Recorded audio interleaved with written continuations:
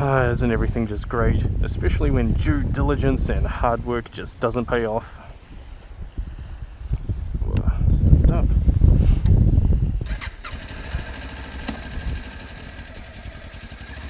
Alright, so rather than talk about the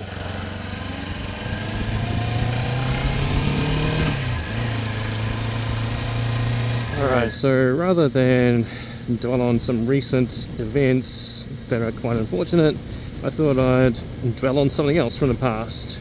And today's topic will be Bitcoin. So, a lot of people, they say that if they had the chance to go back in time, they'd tell themselves to buy Bitcoin, or they'd go back and buy Bitcoin, even if they didn't even know what it was way back in the olden days. Way back when, about 10 years ago now, I was actually going to acquire some Bitcoins. So 10 years ago when I was in university and working at a petrol station, I was frustrated that all my applications going out weren't getting anywhere, and I was an IT person and everyone was telling me IT people make a lot of money, it's a great career path to get into. But I was getting so many rejections, and pretty much the only place that hired me, well, this was later, put me on minimum wage working in a call center. So back to when I was at uni, I was sort of frustrated, and at the same time I was eager to look at the future and see what technological yo-pro sort of life I'd be living in a few months' time. And I was keeping up with current trends, like looking at things like the upcoming AMD Mantle, and one thing which I came across was Bitcoin.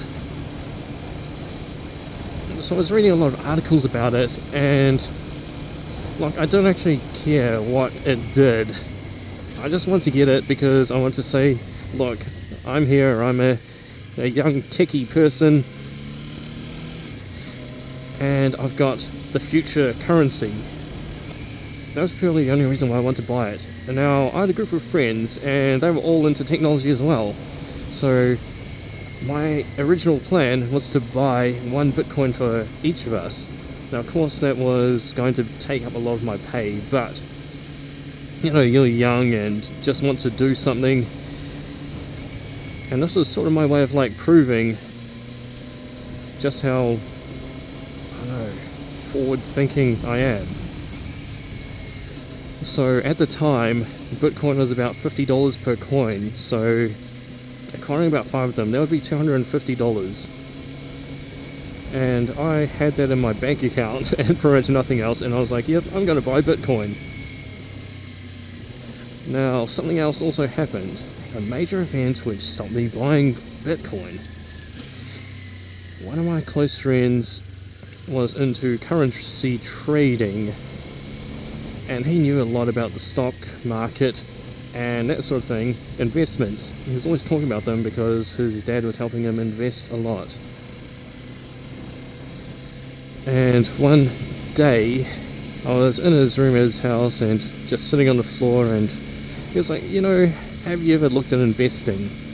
I knew that he was going to talk about currency trading and how great it is and how he made like 5 cents that day. And I didn't want to tell him that I was thinking of getting Bitcoin. I just wanted to keep it a complete secret and just buy it all and be like, here you go everyone, here's 1 Bitcoin for each of us. It was like, you know, you've got to look at your future, you've got to do all this, you've got to think, you have to be smart with your money, you can't just work and get nowhere. So then he asked me, like, have you ever thought about investing in something, like putting money somewhere and making more money out of it? And I was like, no, I haven't. And then he kept on pressing. He was like, really? You know, it's something very important that you should really look into. I was like, okay, but I just haven't. I was like, man, nothing at all? And I was like, nope. I was like, man, anything. Like, anything at all. You haven't thought about buying anything? And I was like, fine, I'll crack. Well, I had been thinking about maybe getting Bitcoin. And his response was, man, Bitcoin, really? That's the worst thing you could think of. Man, I won't even do that. Like, that's too risky, man. It fluctuates too much. It's so bad and whatever.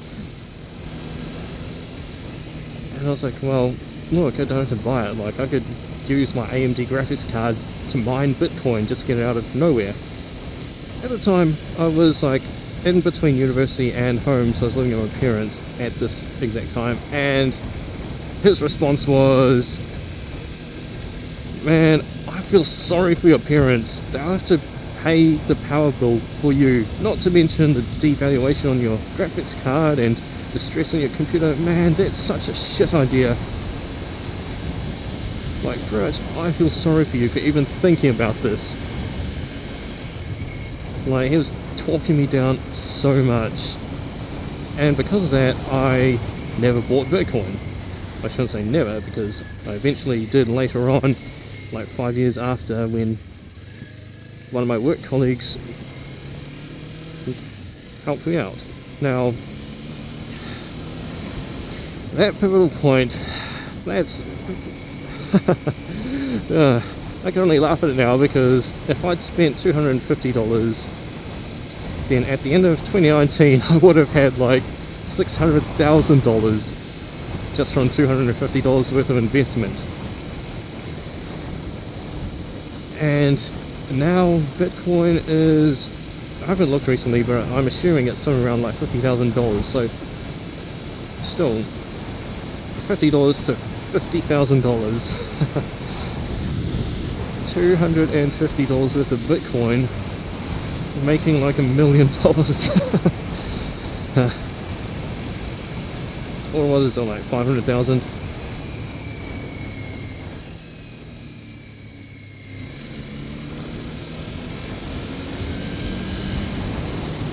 Yeah, so anyway, that's my story with Bitcoin.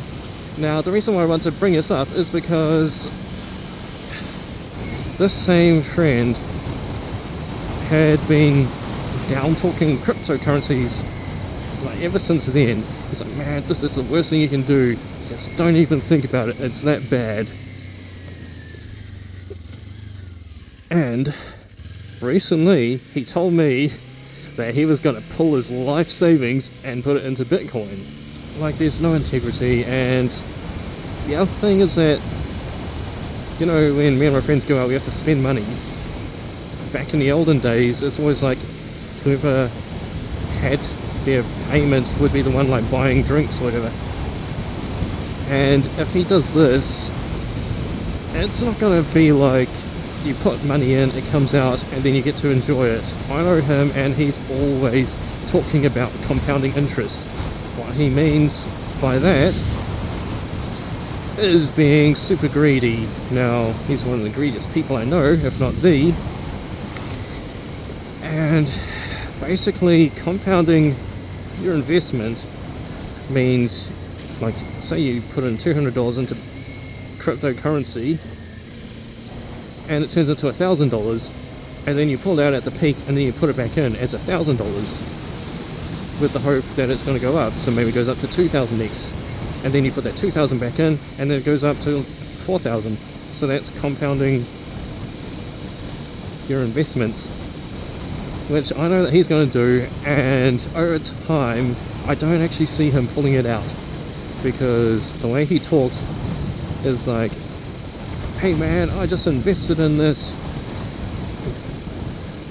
I don't know what he invested in, this business, say, and it's going to make me a zillionaire, like, it's going to make me mega rich, I'm not going to stop until I'm super mega wealthy. And the way the Bitcoin goes at the moment, it's like it would maybe double or triple in value at most. And that takes a very long time. The last time it crashed, well, that's not really fair to say because it crashed at the beginning of this year, but before that it was like 2019, and before that it just hadn't crashed. Now, I'm not talking up Bitcoin and saying that it's like the end all of investments or whatever. You know, if you play it wrong, if you do what most people do and pull out your investment when confidence is low, i.e. in a crash, then you will lose money. And plus, as we've seen with other cryptocurrencies, Squid Game being the the biggest example, many of them just do crash and disappear forever. So that's a big gamble that you have to play with your savings. So I thought that was a bit annoying. I don't know, what do you all think of like Bitcoin and cryptocurrency? So the point which I was going to get to before that is that I wasn't buying it for myself, I was buying it for me and my friends. So each one of us would have held one Bitcoin. At its peak we would have had like $150,000 each. And if we combined them all together, yeah, like $500,000, which we could have spent on a house back in 2019 before global house prices went really terrible. So anyway, that's my story of how I almost became a Bitcoin half-millionaire. If I could go back then, yeah, I would tell myself, just do it, just buy that Bitcoin, maybe even 10. Everyone else says that they would buy like 1,000, but when you're a university student and all your money is actually borrowed from the government and you have to pay it back, like, you really don't have that much money to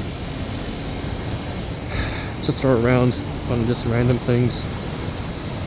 And imagine if they found out that you'd spent the government student loan on on cryptocurrency. Man, that would be so bad. That'd be like prison time. Well, this country probably not, but you know, other places, yeah. Yeah, so that's about it for this video. Maybe I'll find something more interesting next time.